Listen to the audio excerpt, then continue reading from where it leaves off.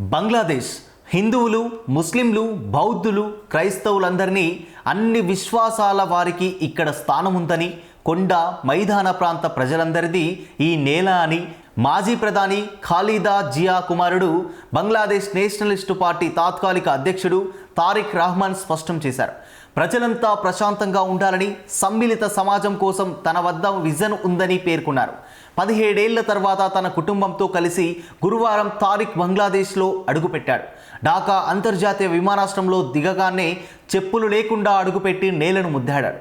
ఇంతకాలం లండన్లో తలదాచుకున్న 60 ఏళ్ల తారిక్ వచ్చే ఏడాది జరగనున్న ఎన్నికల తర్వాత ప్రధానమంత్రి పదవికి కీలక పోటీదారుగా భావిస్తున్నారు. విమానాశ్రయం నుంచి ఆయన నేరుగా జూలై 36 ఎక్స్ప్రెస్ వేలో ఏర్పాటు చేసిన పార్టీ సభకు హాజరయ్యారు. వేల మంది మద్దతుదారులను ఉద్దేశించి ప్రసంగించారు. 1971లో ఒకసారి, 2024లో జూలైలో మరోసారి స్వాతంత్ర్యాన్ని సాధించుకున్న మెరుగైన బంగ్లాదేశ్ను నిర్మించేందుకు, శాంతిని నెలకొల్పేందుకు బీఎన్పీ అవిశ్రాంతంగా పనిచేస్తోంది.